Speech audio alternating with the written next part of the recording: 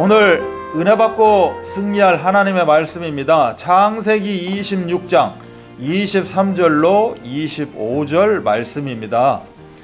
이삭이 거기서부터 브엘세바로 올라갔더니 그 밤에 여호와께서 그에게 나타나 이르시되 나는 네 아버지 아브라함의 하나님이니 두려워하지 말라. 내 종 아브라함을 위하여 내가 너와 함께 있어 내게 복을 주어 내 자손이 번성하게 하리라 하신지라.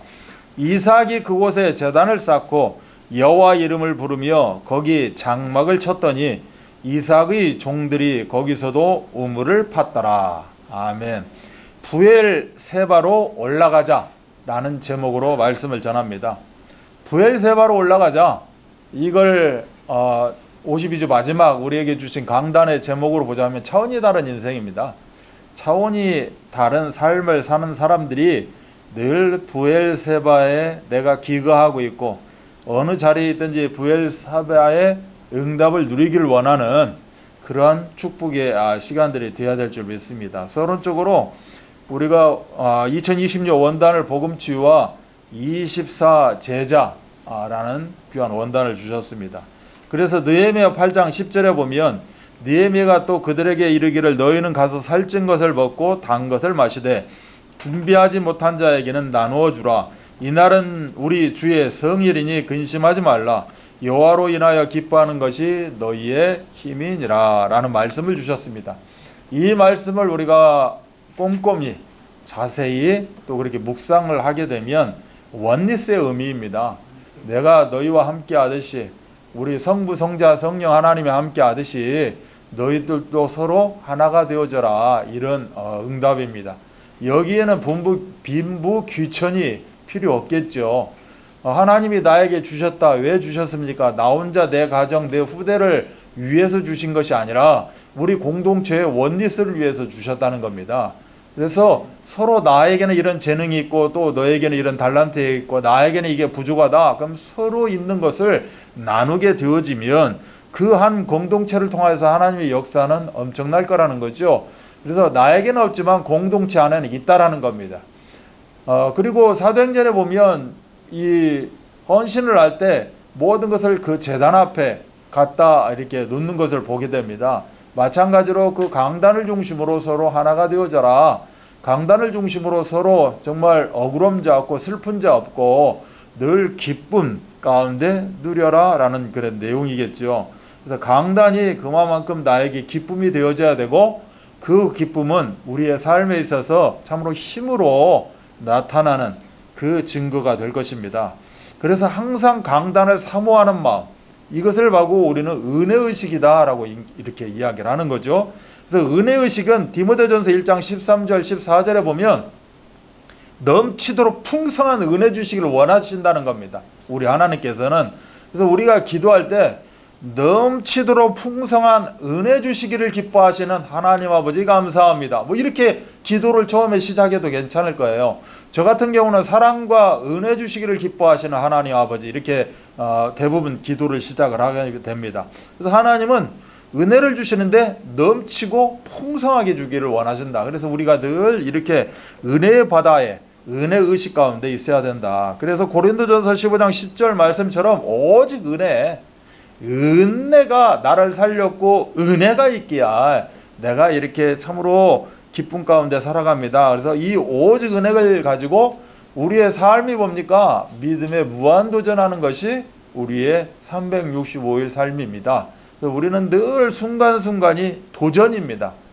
도전, 끝없는 도전, 무한한 도전. 왜 그렇습니까? 하나님 우리들에게 주신 것은 무한한 그런 지경을 주셨고 무한한 응답을 주신 겁니다. 그래서 은혜의식을 가지고 오직 믿음으로 이러한 삶을 살아가야 되는 것이 우리의 큰 하나님이 우리를 향한 깊은 뜻이지 않나라고 생각합니다. 그래서 우찌무라 간조 같으신 분은 이런 이야기를 했죠. 내 소원대로 되었으면 나는 쓸모없는 인간이 되었을 것이다. 항상 은혜의식 가운데 있었기 때문에 오직 은혜 붙잡고 살아가기 때문에 나의 나든 것 이렇게 하나님의 은혜입니다라고 고백을 합니다. 인간은 죄의 산을 쌓아가지만 하나님은 은혜의 산으로 덮어간다. 이 스펄전 목사님이 하신 말씀인데 은혜의 산으로 덮어간다. 이것이 어디서 증명됩니까? 요한복음 19장 30절에서 증명이 됩니다. 요한복음 19장 30절에서 모든 문제를 다 해결했다는 거죠. 이러한 은혜의 산으로 우리가 쌓는 죄의 산을 다 덮어간다. 그래서 과거에 잡히지 말고 완전 자유함을 누리면서 하나님이 원하시는 바를 이루어가는 우리의 삶이 되어야 될 줄 믿습니다. 내가 아무리 악한 자였을즉 나는 지금 작은 자일지언정 나는 장애가 있든지 안정 이것은 문제가 되지 않는다는 거죠. 오직 은혜 가운데 이 문제는 오히려 발판이 되어집니다. 그래서 우리들에게 주신 게 복음 치유입니다. 복음 치유라는 게 뭐죠? 우리의 인생의 과정, 여정인 거예요. 우리의 인생의 과정은 다 치유 가운데 있는 겁니다. 그래서 계속되는 치유 가운데 우리가 살아가는 거죠. 그래서 오늘 삶이 뭡니까? 오늘 삶도 복음 치유의 그러한 시간표를 갖게 되는 겁니다. 왜 그렇습니까? 우리는 예수 그리스도를 내가 믿음으로 받아들임으로 우리는 구원받은 하나님의 자녀가 됩니다. 그럼 끝난 거죠. 그런데 우리에게는 여정이라는 게 있어요. 그래서 이 인생 여정이 사주팔자 운명의 여정이 아니라 언약의 여정을 걸어간다는 겁니다. 그래서 복음 치유가 중요한 것이고 빌립보서 2장 12절은 구원을 이루어간다라고 말씀하고 있어요. 그래서 구원을 이루어가는 그 과정, 여정이 바로 복음 치유인 것입니다. 이때 우리가 예수 만난 그 증거가 나타나게 되고 또 우리의 생각이 바뀌게 되고 우리의 육안이 이제 영안으로 열려져서 우리의 모든 그런 영적으로 해석해가는 이것이 복음 치유의 과정이다. 이 복음 치유에는 꼭 필요한 게 무엇입니까? 말씀입니다. 말씀. 그래서 늘 말씀에 집중해야 된다. 말씀 집중이라는 건 다른 말로 이야기하면 내가 늘 말씀에 갈급해야 된다는 거죠. 오늘 아침에 일어났어요. 오늘 아침도 하나님이 나를 어떻게 인도하실까? 기대가 되지요. 기대가 된 반면에 나에게는 갈급함이 있어야 된다는 겁니다. 어떤 말씀으로 어떤 언약으로 나를 인도하실까? 그래서 말씀에 대한 갈급함, 이걸 보고 말씀 집중이라고 합니다. 이 느헤미야서에 보면 심지어 6시간 정도 귀를 기울였다 이런 표현이 되고 있어요. 그래서 어느 정도냐? 자석에 딱 달라붙은 것처럼 이러한 집중, 이러한 갈급함이 복음 치유의 과정 가운데 있어야 될 줄 믿습니다. 그래서 늘 말씀에 집중하고 갈급하다 보니까 나는 말씀의 사람이 되어져 있는 거죠. 그래서 늘 은혜 가운데 붙잡힌 바 된, 그래서 이 말씀의 사람은 나타나는 증거가 뭐예요? 기쁨이라는 겁니다. 그래서 샘솟는 기쁨. 나에게 기쁨이 있다는 건 뭐예요? 다른 말로 내가 지금 치유되고 있구나. 치유의 역사 가운데 있구나 라는 것입니다. 그런데 사단이라는 존재는 그냥 놔두질 않죠. 우리의 여정을 늘 태클을 겁니다. 방해를 하고 그 증거가 어떻게 나타납니까? 내가 늘 갈등 가운데 쌓이게 돼요. 인간적인 갈등, 어떤 돈 문제 갈등, 건강의 갈등, 이런 갈등 가운데 이 갈등이 뭡니까? 오히려 갈등이 더 발판이 되어져서 하나님과 더 하나가 되어주는 응답 가운데 가면 좋은데 이게 또 그나마 있는 나의 그 치유 과정을 역으로 짓밟아버리는 그런 시간표를 맞게 됩니다. 그래서 이 사단이 방해하는 이 갈등 가운데 있는 시간표가 뭐냐? 오히려 내가 좋은 밭으로 가꾸어가는, 그래서 말씀이 나를 더 터치하고 이제는 갱신할 수 있도록, 그래서 좋은 밭은 뭐죠? 우리가 100배 응답을 누리게 되지 않겠습니까? 이 시간표다라고 생각하고 인도받으면 좋을 것 같습니다. 그래서 궁극적으로 우리는 말씀의 집중, 말씀의 사람, 사단의 방어기가 있다 할지라도 이제는 늘 하나님과 함께하고 말씀과 함께하고 말씀이 역사하는 이러한 영적 습관 가운데 있어야 된다. 그래서 습관이 어떻게 보면 인생을 바꾸게 되는 거죠. 그래서 늘 성령의 옷을 입자, 이 말은 말씀 각인 기도 뿌리, 전도 체질화되어지는 이러한 습관을 길러가고 쌓아가고 이런 습관을 누리는 시간표가 너무 중요한 거죠. 이처럼 말씀 집중, 말씀의 은혜, 또 사단이 이렇게 방해하고 갈등을 줄 수 있지만 우리는 늘 이것을 습관화시키는 그러한 삶. 그래서 궁극적으로 어디까지 가느냐? 말씀 운동까지 가는, 말씀 운동을 하기 위해서는 우리는 쉽지 않습니다.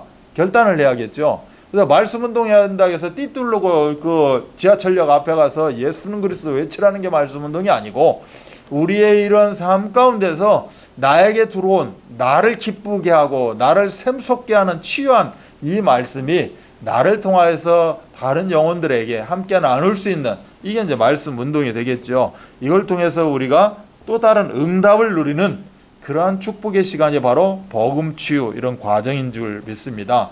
그래서 시편 107편 9절 같은 경우는 그가 사모하는 영혼에게 만족을 주시며 줄인 영혼에게 좋은 곳으로 채워주신다. 하나님, 나 좋은 거 갖고 싶어요. 나 만족한 삶 살고 싶어요. 그러기 위해서는 우리가 늘 예수 그리스도에게 늘 어떻게 보면 사모하는 마음, 갈급하는 마음, 또 한 걸음 더 다가가고자 하는 마음, 오늘 제목처럼 부엘세바로 올라가고자 하는 이런 시간표 속에서 우리가 이러한 만족을 누리게 되어지는 겁니다. 두 번째 주신 건 24 제자였죠. 이거는 목표입니다. 복음 치유가 과정이라면 이 과정을 통해서 우리가 궁극적으로 다해야 될 게 무엇이냐? 24 제자의 삶인 것이죠. 그래서 이 목표를 향해서 우리는 궁극적인 어떻게 보면 그런 방향을 향해서 우리는 언약의 여정을 걷게 됩니다. 24가 무엇이냐? 24는 끝났다는 겁니다. 요한복음 19장 30절이 끝난 게 맞죠? 이 끝났다는 것이 나한테 들어와서 그렇구나, 끝났구나, 이것이 24입니다. 24가 다른 말로 이야기하면 너무 귀한 것을 내가 가졌다는 겁니다. 난 더 이상 다른 거 생각할 필요가 없다는 거죠. 나는 그것을 붙잡았다는 겁니다. 나는 보물을 붙잡았고 엑기스를 잡았다는 거죠. 엑기스를 잡았기 때문에 24지. 예를 들어 좋았다가 1시간 뒤에 나빴다가 그러면 그것은 엑기스가 아니죠. 나는 끝났다는 겁니다. 나는 복음으로 끝난 거예요. 그래서 난 복음 안 하면 내 인생 완전히 해방받았고 자유를 누리고 이제는 만족하다는 거죠. 그게 바로 24입니다. 그래서 24는 그리스도가 나와 함께 한다는 표현이 이제 24가 되겠죠.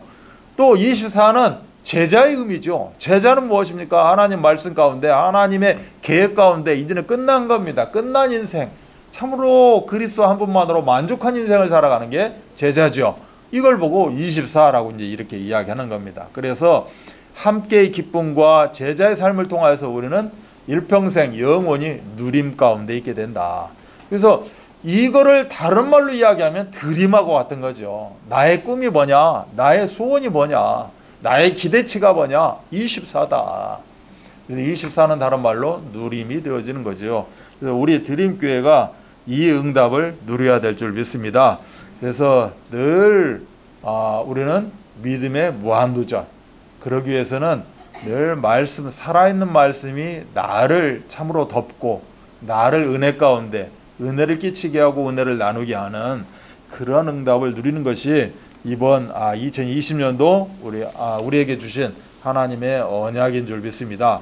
자, 이거를 우리가 마음의 근본으로 놓고, 바탕으로 놓고 오늘 말씀 한번 좀 묵상해 보도록 하겠습니다. 오늘 첫 번째 대제는 여호와께서 복을 주심으로입니다.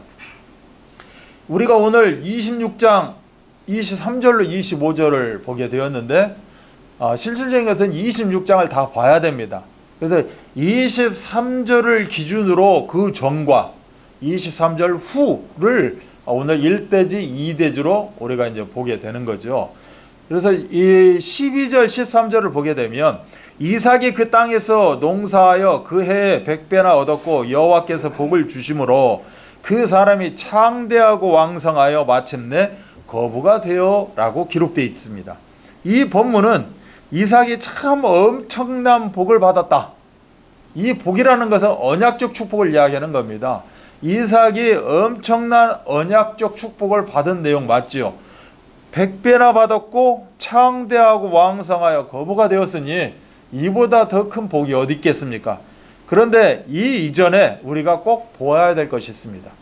이 언약적 축복 받은 거 이전에 하나님이 주시는 언약적 축복의 의미에 대해서 우리가 제대로 깨달아야 된다. 그래서 이 언약은 절대 변하지 않는다는 겁니다. 이사야 40장 6절로 9절 보면 이 바벨론에 의해서 우리가 멸망되었을 때 하나님 말씀하시는 거죠. 너는 높은 산에 올라가서 너는 그 지붕 위에 올라가서 이렇게 말하는 겁니다. 어떻게 해요? 하나님의 말씀은 영원히 서리라.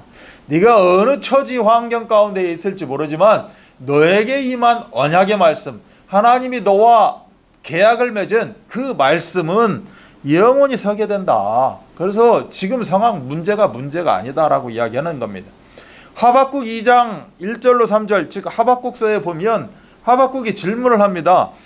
왜 우리는 이 언약을 가졌는데, 말씀을 가졌는데 이렇게 하나님의 말씀대로 살려고 하는데 왜 이렇게 어렵습니까? 그런데 이러한 하나님의 말씀도 없는 저들은 왜 이렇게 이 세상 가운데 그저 어떻게 보면 행복하게, 어떻게 보면 물질로 풍성하게, 어떻게 보면 이렇게 건강하게 살아갑니까? 근데 왜 그들은 그냥 놔두고 나만 이렇게 어렵습니까? 라고 질문을 하는 내용이죠. 우리가 종종 내 마음속에 잠깐 왔다가 사라지기도 하고 지금도 그 마음이 나를 지배하기도 하는 그런 내용입니다. 그때 우리 하나님께 말씀하십니다. 내 말을 돌판에 새기라. 달려가면서도 보게 만들어라. 왜? 분명히 정한 때가 있다. 시간표가 있다는 겁니다. 지금 네 눈에 그렇게 보일지 모르지만 그렇지 않다. 그들을 둘러싸고 있는 하나님의 성령의 역사를 네가 왜 영안을 열어 보지 못하느냐, 뭐 이런 내용일 겁니다.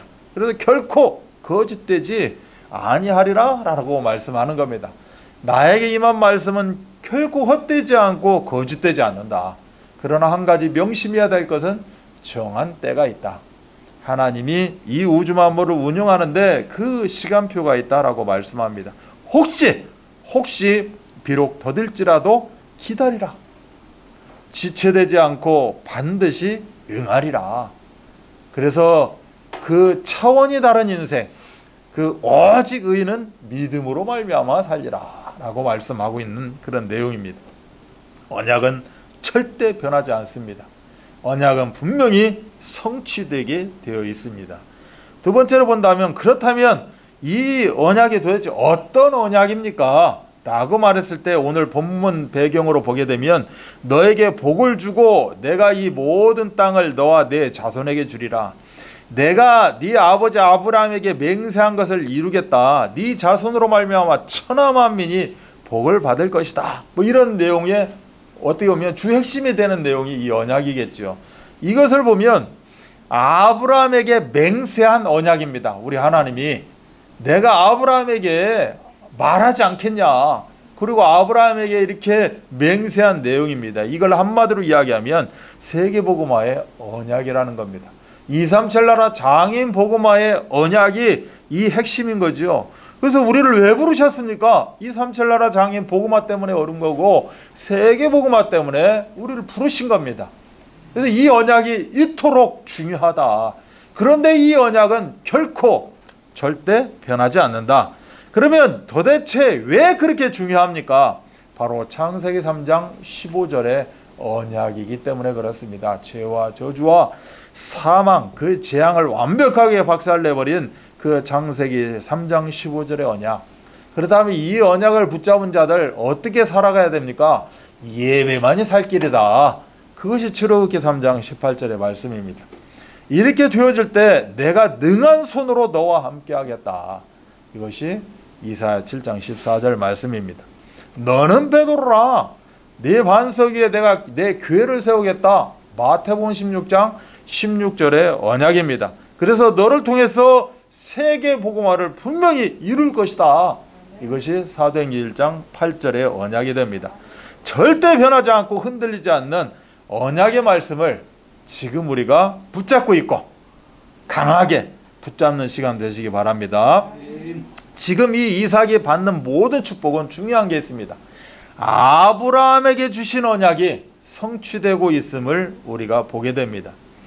오늘 26장의 3절 보면 아버지 아브라함에게 맹세한 것이 있다. 5절은 아브라함이 내 말을 순종하고 지켰다. 내가 아브라함하고 맹세한 것이 있는데 아브라함은 그걸 지켰다는 겁니다. 순종했다는 거예요. 그래서 24절에 보니까 나는 네 아버지 아브라함의 하나님이니 두려워하지 말라. 내 종 아브라함을 위하여 내가 이렇게 언약적 축복을 너에게 주게 된다라고 이야기하는 거죠. 그래서 어떻게 보면 먼저 된 자, 가문에 어떻게 보면 복음의 시주가 굉장히 중요하고 우리 지금의 시간표가 너무 중요하다는 겁니다. 나에게 맹세했고 나의 그 순종함을 보고 내가 밟는 현장에 또 내 후대 가운데 나의 모든 것 가운데 하나님은 역사하시겠다, 성취하겠다라고 말씀하고 있는 거죠. 이삭이 잘나서가 아니라 아브라함을 위해서 내가 그렇게 하겠다. 그럼 우리도 마찬가지라는 겁니다. 이삭이 아버지 아브라함의 순종으로 복을 받은 것처럼 예수 그리스도의 십자가 순종이 있었기 때문에 우리가 영적 아브라함의 자손이 돼서 이 복을 지금 이 순간에 받는 겁니다. 내가 아브라함을 위해서 너에게 이 언약적 축복이 성취되게 하겠다. 이 의미가 뭡니까? 지금 우리 시간표 속에 이 언약적 축복은 성취되고 있다는 겁니다. 그래서 하나님께서는 이처럼 하시고자 하는 일을 숨기지 않고 다 말씀하십니다. 이것이 아브라함에게 주셨던 어마어마한 축복 중에 하나죠. 그래서 숨기지 않고 말씀하시는 이 내용은 분명히 다 성취시키고 성취되어진다라고 말씀하고 있는 겁니다. 그러면 아브라함에게 도대체 어떠한 언약들을 말씀하셨는가? 우리가 간단하게 몇 가지만 보게 되면 왜 봐야만 되는가? 이 말씀이 이삭에게 그대로 하나님은 성취시키시는 거고 야곱에게 요셉에게 지금 말씀 붙잡는 우리에게 성취시킨다는 거죠. 창세기 12장입니다. 우리가 익히 잘 알고 있는 이 창세기 12장 1절로 3절이 뭡니까? 과거에서 빠져나오라는 거죠. 그리고 어떻게 하라는 겁니까? 내가 너에게 지시할 그 땅으로 가라 했는데 말씀을 쫓아가라는 겁니다. 내가 너에게 말씀 주지 않았느냐? 내가 너에게 예수는 그리스도 모든 문제 해결자 복음의 핵심을 줬다는 겁니다. 이 복음을 따라가라는 거죠. 과거에 머무르지 말고 따라가라, 쫓아가라. 그래서 이 언약적 축복이 모두 너의 것이니 이제는 말씀을 쫓아가라 이야기합니다. 말씀을 쫓아가는 그 증거가 뭐냐? 창세기 13장에 보면 아브라함이 단을 쌓게 됩니다. 바로 예배만이 살 길이라는 거죠. 말씀을 쫓아가는 증거가 예배로 나타난 겁니다. 예배 가운데 우리가 임하게 되니 하나님이 아브라함에게 주시는 응답이 있어요. 동서남북을 바라보고 종과 횡을 바라보고 걷고 그것을 완전히 네가 밟는 모든 땅을 영원히 주리라 라고 이야기합니다. 너뿐만이 아니라 너로 인한 모든 현장 가운데 그대로 성취되게 하겠다라고 말씀합니다. 또 그 증거가 어떻게 나타납니까? 창세기 14장입니다. 자, 그 조카 롯이 있었던 그 소돔 그 성에 말하자면 그 반대되는 적군이 쳐들어오게 되죠. 그래서 잡혀가게 됩니다. 그래서 이 아브라함이 자기 가병을 대동하고 조카 롯을 구해내는 이 장면이 있죠. 그래서 구해내서 승리를 하고 승리의 계성가를 부르면서 이제 돌아오는 길에 멜기세덱을 만나게 되고 멜기세덱에 11조를 바치게 됩니다. 우리가 11조를 드린다. 이거는 11조를 내가 얼마 드렸다. 이것이 중요한 게 아니라 내가 11조의 삶을 산다. 해방받았다는 겁니다. 어디서 해방받았냐? 남의 도움에서 해방받았다는 거예요. 내가 10의 1조를 낼 정도면 다른 사람한테 도움을 받으면서 내가 10의 1조를 내는 건 아니잖아요. 사실 어디 정확한 의미로 11조의 의미를 따지게 되면 10의 1이라고 해서 10의 하나만 11조라고 보는 건 아니죠. 하나님이 나를 이렇게 응답하셨습니다. 너무 감사해서 하나님께 돌려드리고 그 11조를 가지고 내가 감사의 예물로 실질적으로 세계복음화가 이루어진다는 겁니다. 내가 세계복음화에 헌신한다는 그런 의미가 되겠죠. 그래서 우상에서 불신앙에서 이제는 가난과 질병에서 다 해방받았다. 이 말이 오늘 창세기 14장 멜기세덱에게 11조 드리는 의미입니다. 다른 이것저것 가져가라. 아니다. 나는 가져갈 필요 없다. 이거 가지고 갔다 해서 아브라함 이거 가지고 가서 복을 받았다. 이거 나는 이런 소리 듣기 싫다. 나는 오히려 하나님 앞에 10의 1을 드리고 나머지를 가지고 하나님이 역사하는 그 시간표 속에 있겠다. 신명기 28장 12절도 네가 많은 민족에게 구워질지라도 너는 꾸지 아니할 것이다. 이렇게 우리의 모든 것 속에서 해방받는 자유를 누리는 응답을 누리시기 바랍니다. 그랬을 때 창세기 15장에서는 우리의 이런 응답을 가지고 걸어가는 현장 가운데 두려움이 찾아올 수 있다. 그러나 두려워하지 말라. 내가 너의 방패가 되고 내가 지극히 큰 상급을 받게 되고 늘 하나님이 함께 하시는데 무엇이 문제겠느냐라고 이야기합니다. 그러면서 또 세계복음화를 말씀하시죠. 무뼈를 세울 수 있나 보라. 네 자손이 이와 같이 될 것이다. 그래서 우리 무별 중에 하나, 우리 자손이 우리가 된 줄 믿습니다. 그래서 우리가 그 별의 응답을 지금도 누리고 있는 것입니다. 문제가 생깁니다. 창세기 18장입니다. 이렇게 했던 소돔성이었는데 이 소돔과 고모라성이 타락의 극치를 걷게 됩니다. 어떻게 보면 지금 세상을 이야기하고 있는 거죠. 지금의 모습을 그리고 있습니다. 그래서 이 너의 후손을 통해서 어떻게 보면 세계복음화, 구원과 해방이라는 세계복음화를 말씀합니다. 지금 소돔과 고모라 성일지 모르지만 소돔과 고모라 성은 망하게 되어 있다는 겁니다. 이제는 말세 지말 가운데 있을지 모르지만 이 땅은 망하게 되어 있다.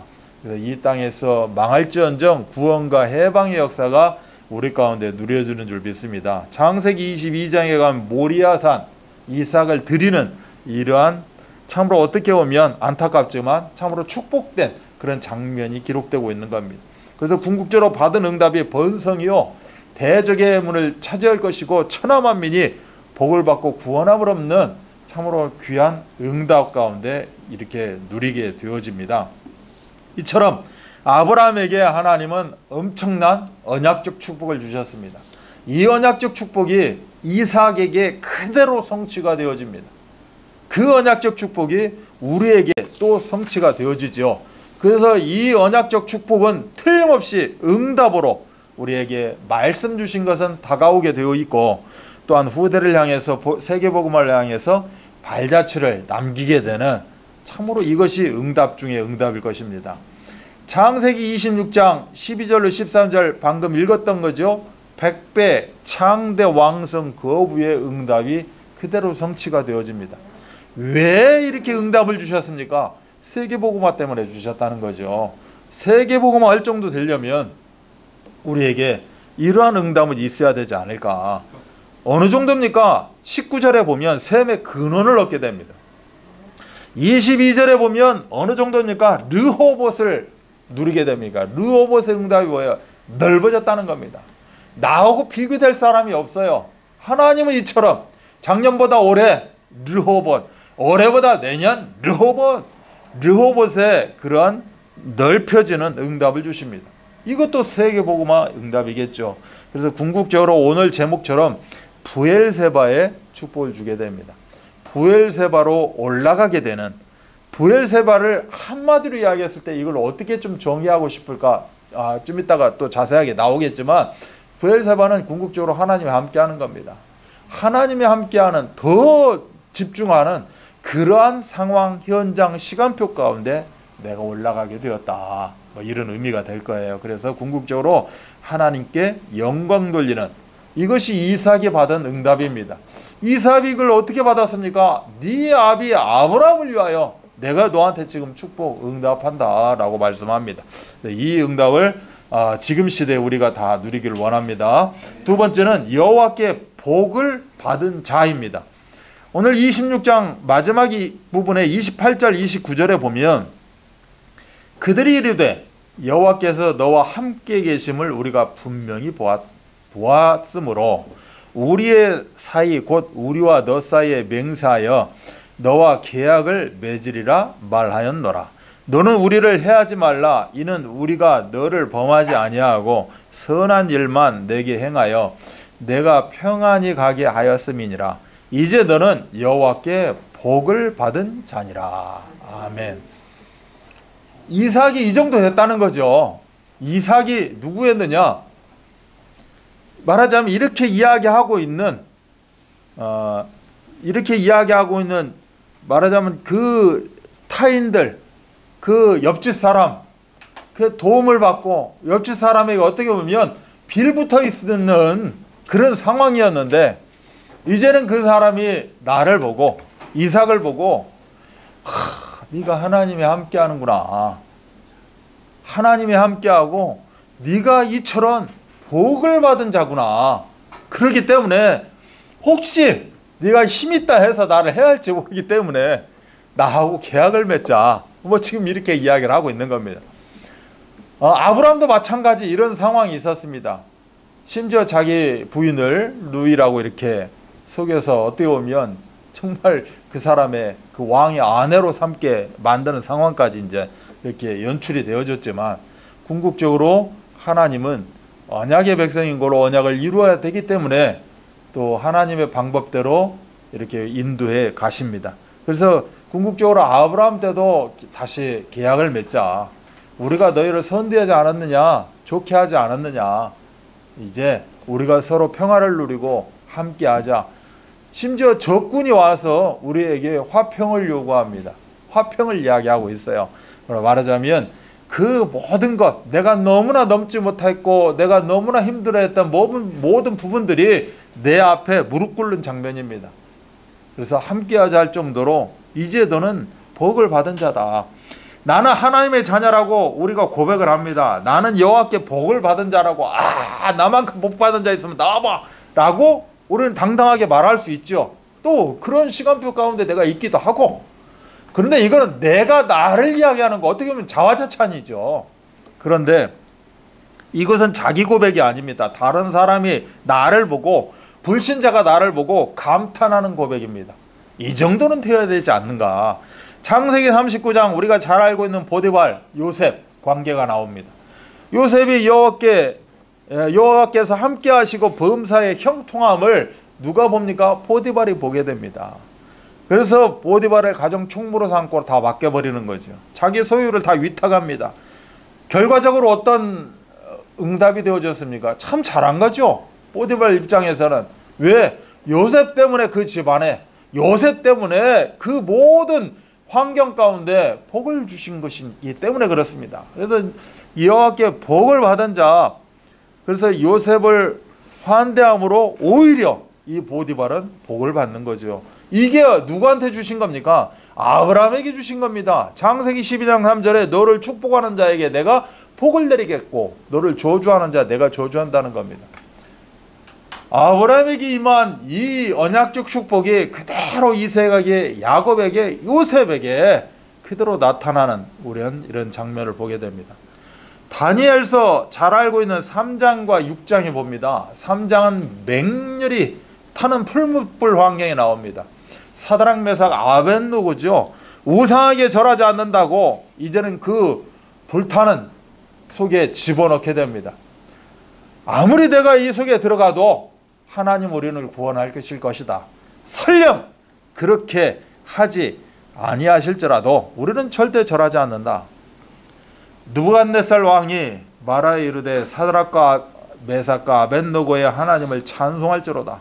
그가 그의 천사를 보내사 하나님만 의지하고 우상 앞에 절하지 아니한 종들을 구원하셨다 라고 이야기합니다. 누구를 구원하셨습니까? 하나님만 의지하고 우상 앞에 절하지 않는, 세상과 불신자와 타협하지 않는 그들을 구원하셨다는 겁니다. 6장은 다니엘이 사자굴 속에 들어갑니다. 하나님의 종 다니엘아, 네가 항상 섬기는 네 하나님이 사자들에게서 능히 너를 구원하셨느냐. 다리오 왕이 다니엘의 그 믿음을 보고 살아계신 그 어떻게 보면 상천하지의 하나님을 찬송하는 이런 장면이 다니엘서 6장에 나옵니다. 무엇을 봤습니까? 다니엘의 믿음을 보았습니다. 아브라함이 순종함을 보고 이상 네가 복을 받는다는 겁니다. 하나님만 의지하고 우상 앞에 절하지 않고 그 믿음을 보신 그 하나님을 이방인들이 찬양하는 장면입니다. 나의 믿음을 보고 나의 그 언약의 백성의 언약의 여정을 보고 하나님이 영광을 받으시는 그런 장면입니다. 오늘 이 창세기 26장 전반부, 우리 일대지에서 보았던 전반부는 여호와께서 이삭이 실패했던 그 해입니다. 무엇을 실패합니까? 이 이삭도 마찬가지로 자기 부인을 누이라고 하고 또 이런 상황 가운데, 참 안타까운 상황 가운데 처해 있었죠. 어떻게 보면 실패한 그런 상황이고 그 땅입니다. 이 실패했던 그 해, 실패했던 그 땅에서 100배의 복을 주신 것을 보게 됩니다. 2020년도 이제 마무리합니다. 2020년도를 회상해 봅니다. 2020년 어땠습니까? 라고 마이크를 댄다면 무엇이라고 우리는 고백할 수 있을까요? 코로나하고 세계적인 팬데믹 가운데 우리는 힘들었고 어쩌고 이렇게 이야기할 수 있습니다. 그렇지 않습니다. 우리는 100배의 축복을 받았습니다. 그렇다면 우리가 며칠 남지 않았지만 내가 과연 어떠한 100배의 축복을 받았나? 우리가 100가지 감사를 통하여서 한번 우리가 누릴 시간표도 중요합니다. 정말로 하나님이 나를 이렇게 100배의 복을 주셨는가?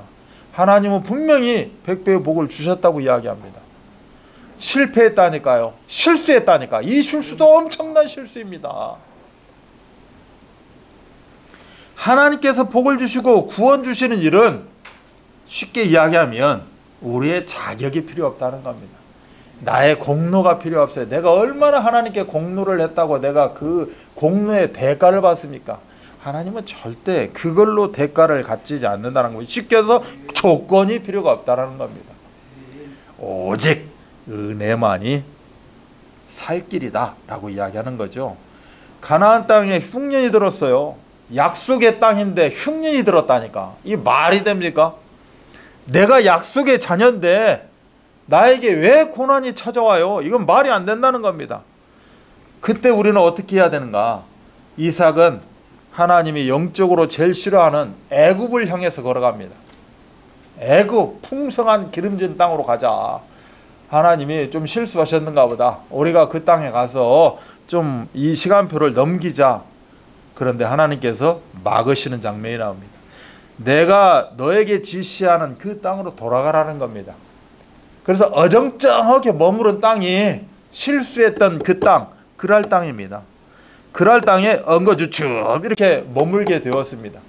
애굽도 가지 못하고 그렇다니 흉년이 들어있는 모래 사막 가운데 갈 수도 없는 것이고 어중간하게 그랄 땅에 엉거주춤 있을 때 또 엉거주춤 비슷한 그런 상황들이 연출이 되어지고 또 이렇게 참 창피도 떨게 되는, 그래서 아내를 누이라고 거짓말하고 큰 봉변을 당하는 사건도 벌어지게 됩니다. 우리도 이렇게 신앙생활 하다 보면 이런 경우에 많이 부딪히고 오늘도 또 이런 경우에 내가 부딪혔을 수도 있습니다.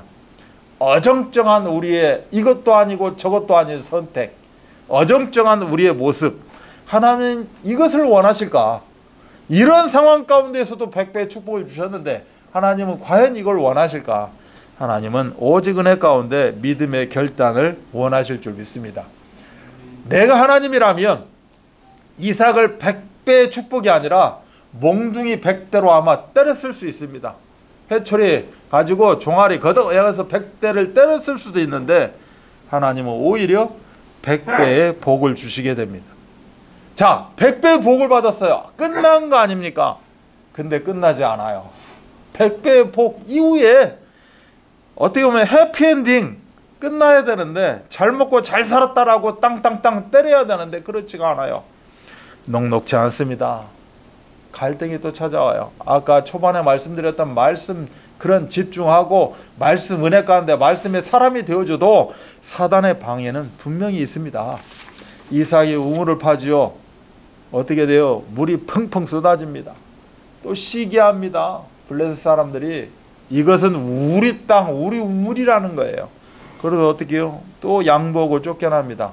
이 이름이 에색이라는 이름입니다.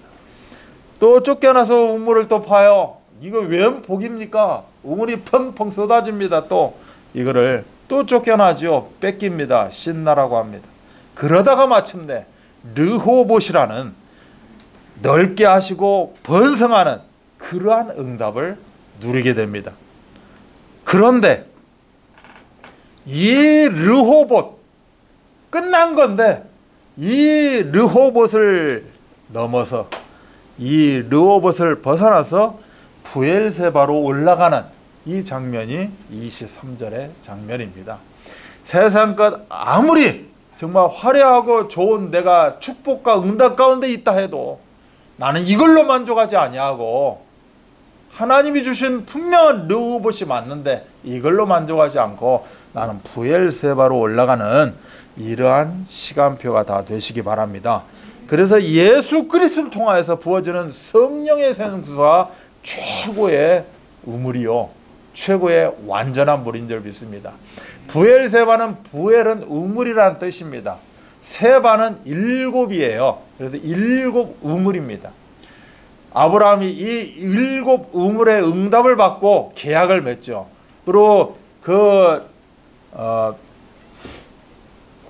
아비멜렉에게 찾아온, 계약을 맺기 위해 찾아온 아비멜렉에게, 아비멜렉은 이 우물의 값을 받는 게 아니에요. 그냥 아브라함을 보니까 하나님이 함께하는 사람이라는 것을 나타났기 때문에 내가 화친을 맺고 같이 좋게 지내자는 겁니다.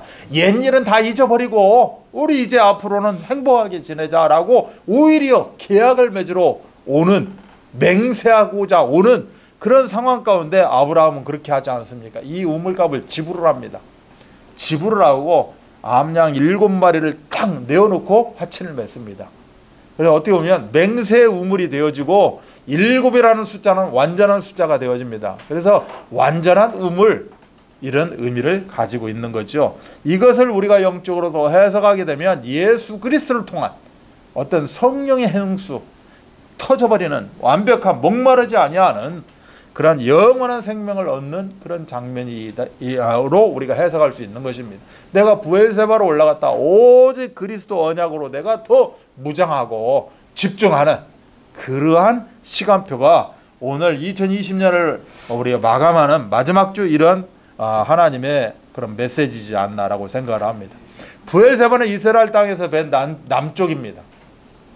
그래서 부엘세바에서 단까지 뭐 이런 의미, 이스라엘의 그 지경을 이야기할 때 이렇게 이야기합니다. 북쪽은 무엇이 있습니까? 북쪽은 헐몬산이 있습니다. 북쪽의 그 산에서 물이, 헐몬산에서 요단강을 통해서 물이 쫙 내려와서 그걸 가지고 살아갑니다.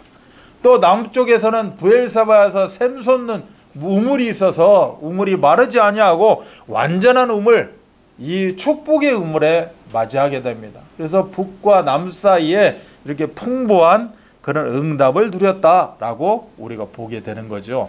그래서 부엘세바는 아브라함에게 있어서 굉장히 큰 의미가 있습니다. 방금 전에 말씀드렸듯이 창세기 21장에 아브라함이 부엘세바를 얻게 되고 또 화친을 맺게 되는 것을 보게 됩니다. 하나님이 함께 하심이 나타났다는 거예요.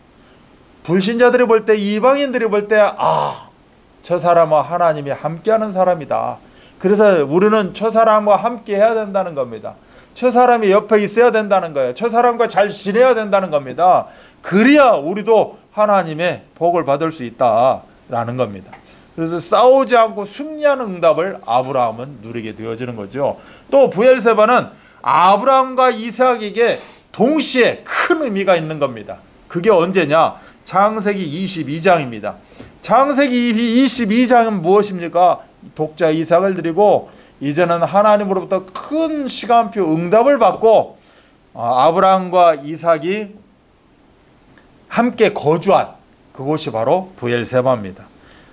또 부엘세바의 축복이 이삭에게 그대로 이어졌고 내가 너와 함께 있어 너에게 복을 주겠다라고 하는 것이 부엘세바의 이삭이 받은 축복입니다.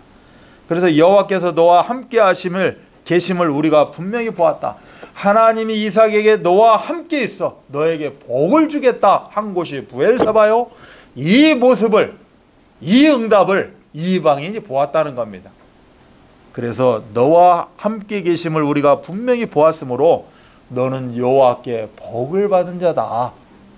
자화자찬으로 끝나는 것이 아니라 정말 많은 이들이 이렇게 나를 보고 참으로 그 응답, 복을 이야기하는 겁니다. 이것이 바로 전도일 것입니다. 전도는 되어진다는데 어떻게 되어지는 겁니까? 그 대상자들이 나를 볼 때 여호와께 복을 받은 자다 라는 그런 축복의 시간표 다 되시기 바랍니다. 결론입니다. 오늘 23절에 르호봇에 대해서 말씀드렸습니다. 르호봇이 뭡니까? 넓은 곳입니다. 르호봇은 우물이 있는 곳입니다. 르호봇은 싸움이 끝난 곳입니다. 왜? 화친을 맺었기 때문에. 르호봇은 이제 양과 소가 떼를 이루는 부유한 곳, 그 의미가 르호봇입니다. 그런데 그 르호봇을 그대로 영원히 그곳에 안주한 것이 아니라 그곳을 떠났다는 겁니다. 아무리 세상이 좋아도 믿음으로 결단하고 떠나서 올라가는 그런 축복을 우리가 누려야 됩니다. 2021년 우리가 어떻게 맞이해야 됩니까? 어떤 기대감이 있어야 됩니까? 이제는 내가 부엘세바로 다시 올라가기를 원합니다. 하나님의 그 언약을 내가 다시 붙잡기 원합니다. 그랬을 때 하나님의 나라가 임재하게 됩니다. 이 부엘세바의 응답이 이런 응답입니다. 여러분이 23절, 25절을 다시 한번 묵상하게 되면 하나님의 나라가 임재하죠. 그 밤에 여호와께서 그 이삭에게 나타납니다. 나타나서 내가 너와 함께 있어. 이러한 응답을 누리게 된다. 두 번째는 렘넌트의 응답입니다. 후대의 응답이에요. 나를 만나는 영적인 그런 렘넌트를 향한 응답입니다. 내가 너와 함께 있어 너에게 복을 주어 네 자손으로 번성하게 하리라. 네가 부엘세바를 깨달았다는 거죠. 또한 그곳에 단을 쌓아 여호와 이름을 보고 거기에서도 우물을 팠더라. 파는 족족이 우물이 나오게 됩니다. 예수 그리스도 그 한 분만으로 나는 필요하고 충분하고 완전합니다 라는 응답입니다. 그래서 우리가 부엘세바로 올라갔다, 이 의미가 뭡니까? 하나님이 너와 함께하고 하나님이 나의 현장 가운데 하나님의 나라가 임하게 하는 그런 응답입니다. 나를 통해서 세계 열방이 복을 받고 237 나라 장인 복음화가 나를 통해서 우리 드림교회를 통해서 이루어진다는 것입니다. 그리고 우리 드림교회 가는 모든 현장은 정말 큰 사역할 수 있도록, 내가 정말 입을 크게 벌리고 큰 사역할 수 있도록 하나님이 필요한 것으로 충분하고 완전하게 하나님은 역사하신다라고 말씀합니다. 그래서 믿음이 무엇입니까? 주시면 내가 이거 할게요 라고, 이것이 믿음이 아닙니다. 내가 이거 하면 분명히 주님이 주실 것이다, 이것이 믿음인 줄 압니다. 그래서 이삭은 늘 당한 것 같은데 양보하고 도망가고 쫓겨난 줄 알았는데 실은 언약의 여정을 걷게 되었습니다. 그 발걸음은 가나안 땅으로, 약속의 땅 하나님 곁으로 더 다가가는 그런 부엘세바로 올라가는 그런 응답을 누리게 되었습니다. 그래서 위대한 예배가 있는 곳, 하나님을 만나는 곳, 하나님과 동행하는 바로 그 약속의 땅으로 들어가는 138, 24, 237이 우리의 시간표가 되어지는 드림교회 우리 모든 성도 되기를 주 예수 그리스도 이름 받들어 축복합니다. 다 함께 기도하겠습니다. 하나님 감사합니다. 저희들에게 부엘세바로 올라가는 응답을 주셨습니다. 이제는 이 응답 가지고 하나님이 원하시는 2021년도 그 여정을 걸어가고자 합니다. 2020년도를 참으로 주님이 주신 이 100배의 응답 가운데 이제는 이걸로 만족하지 아니하고 또 다른 하나님이 원하시는 응답을 향해서 걸어가기를 원합니다. 아버지 하나님, 우리 귀한 성도들 그러한 언약의 여정 가운데 100배, 창대, 왕성, 거부, 르호봇, 이제는 일곱 우물, 완전한 우물 부엘세바의 응답을 누리게 하여 주옵소서. 그래서 237 나라 장인 복음화에 귀하게 쓰임받는 24 제자, 절대 제자의 시간표로 인도받게 하여 주옵소서. 감사를 드리며 우리 구주 예수 그리스도 이름 받들어 기도하옵나이다. 아멘. 우리 찬송 한 장 부르겠습니다. 210장 부르십니다.